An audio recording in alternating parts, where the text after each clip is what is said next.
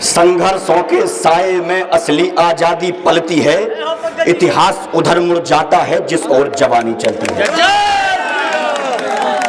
पंडित मदन मोहन मालवीय जी ने अपनी आत्मकथा में लिखा कि जब मैं अपनी चौखट के अंदर होता हूं तब मेरा धर्म सनातनी होता है, जब मैं चौखट के बाहर कदम रखता हूं तब मेरा धर्म हिंदू हो जाता है, जब मैं इस राष्ट्र की ओर देखता हूं तो मुझे लगता है मेरा धर्म राष्ट्र धर्म है, लेकिन जब संपूर्ण विश्व पटल की ओर देखता हूं तो मेरा धर्म मानवता हो जाता है। सर्वे भवन्तु सुखना की परिकल्पना से लेकर अयम निजा परवेति गणना लघु चेतसाम उदार चरता नाम तुम वसुधैव कुटुंबकम, यह अपना है वह पराया है, इसकी गणना करने वाले तुच्छ हृदय वाले होते हैं, लेकिन जो उदार प्रवृत्ति के होते हैं संपूर्ण पृथ्वी को अपना परिवार मानते हैं। और सनातन धर्म इसका उदाहरण है। पूरे विश्व पटल पर कोई उदाहरण आपको इसके अलावा नहीं मिलेगा। और आप सब जानते हैं आज जो बांग्लादेश में हो रहा है उसके कत्ल पे मैं भी चुप था, मेरा नंबर अब आया, मेरे कत्ल पे आप भी चुप हैं, अगला नंबर आपका है, याद रखना। और आज जो बांग्लादेश में हो रहा है 1971 में जिस पाकिस्तान ने अपने हाथों में भीख का कटोरा लेकर पूरे विश्व पटल पर भीख की दुहाई मांग रहा था, मदद की दुहाई मांग रहा था, उस समय ये भारत ही था, ये हिंदुस्तान ही था जिसने अपनी सेना भेजकर उसे आजाद कराया और बांग्लादेश के रूप में नवनिर्माण कराया था। लेकिन आज वही पाकिस्तान जब हिंदुओं पर अत्याचार करता है तो निश्चित रूप से एक बात मैं कह सकता हूं, और आप सब जानते हैं ये भारत, मुझे पता है मर्यादा पुरुषोत्तम श्री राम का देश है, लेकिन मर्यादा पुरुषोत्तम श्री राम ने अपने पूरे जीवन काल में पूरी उम्र में कभी धनुष और बाण नहीं छोड़ा। जिस प्रकार ये खाकी वर्दी हमारे सामने होकर अपनी कमर पर चंद्रशेखर आजाद की तरह पिस्टल बांधकर घूमती है, यह हमें सिखाती है कि जब कोई व्यक्ति अपनी बातों से नहीं मानता है तो उससे हमसे कन्हैया भी ये बात कहते हैं कि प्रेम की बांसुरी 10 उंगलियों से बजाई जाती है, लेकिन जब प्रेम की बांसुरी से काम नहीं बनता है तो हमें सुदर्शन उठा लेना चाहिए, यही हमारा परम कर्तव्य होता है। और ये भारत तो वीरों की भूमि है। हमने 1200 वर्षों का संघर्ष झेला, कभी डच, कभी पुर्तगाली, फ्रांसीसी, अंग्रेज और मुगल, लेकिन मित्रों 1200 वर्षों के बाद चांद पर झंडा लहराने की हैसियत अगर किसी देश में होती तो हमारा हिंदुस्तान होता, हमारा भारत होता है।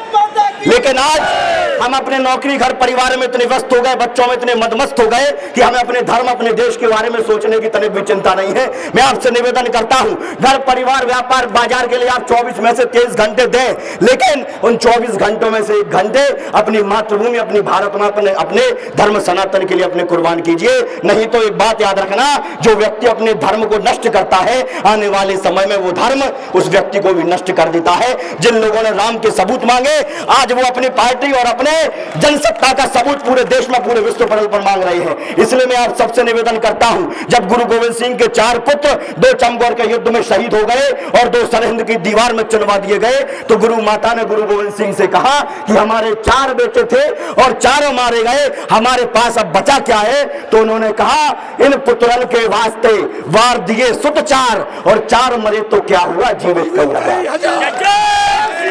और मेरे सामने जो हजारों लोग खड़े हुए हैं, मैं आपसे आह्वान करता हूं, अगर आपकी धमनियों में रुधिर की रफ्तार बढ़ रही है तो ये चेतना को जगाने का समय है, हिंदुस्तान की सोई हुई जवानी को जगाने का समय है। याद रखना, मर्यादा पुरुषोत्तम के पथ पर चलने वाली यही नौजवान पीढ़ी जब आने वाला समय आता है तो भारत जो खेल खेल में सिंह के जबड़े को फाड़ देते हैं। मुझे पता है सनातन धर्म तो मानवता का दूसरा उदाहरण है, जहां मछली और चींटी को दाना और आटा दिया जाता है, जहां नाग पंचीवर सांपों को दूध पिलाया जाता है। लेकिन मित्रों इस स्थिति में हमने आज आस्तीन में इतने सांप पाल लिए कि वही सांप हम और आपको डसने के लिए तैयार हो गए हैं। इसलिए मैं आपसे कह रहा हूं, आस्तीन के सांप जब तक ना मारे जाएंगे, हौसला कितना भी हो हम जंग हारे जाएंगे और दुश्मनों के संग हम फिर करेंगे फैसले। पहले घर के जाहिलों के सर उतारे जाएंगे, पहले घर के जाहिलों के सर उतारे जाएंगे।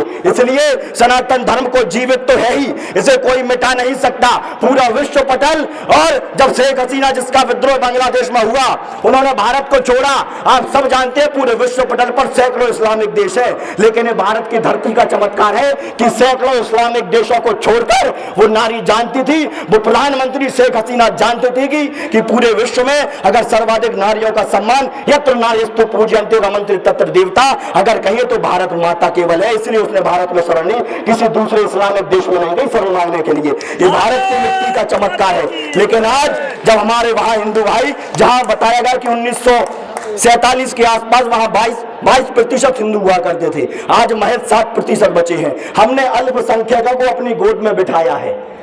हम अब्दुल कलाम, अब्दुल हमीद को पूजने वाले लोग हैं, भारत के राष्ट्रपति हुआ करते हैं, आज भी हम उनके लिए सर झुकाते हैं, नमन करते हैं। लेकिन मित्रों, एक बात याद रखना, पूरे विश्व पटल पर आज हिंदुओं को दुत्कारा जा रहा है, मारा जा रहा है, इसका केवल और केवल एक कारण आप ही है। इसलिए आप याद रखना, तैयार कीजिए अपने आप को और बताइए कि हम केवल मोमबत्ती लेकर सड़क पर नहीं उतरते हैं, हम नारेबाजी करने के लिए सड़क पर नहीं उतरते हैं। अगर आने वाले समय में वो बात चली गई कि जब हम कहा करते थे कि हम अब देश के लिए, धर्म के लिए जान दे सकते हैं, लेकिन ये समय विचारधारा को बदलने का है। हम अब ये कहना शुरू करें कि हम देश और धर्म के लिए जान दे नहीं सकते, हम देश और धर्म के लिए जान ले भी सकते हैं।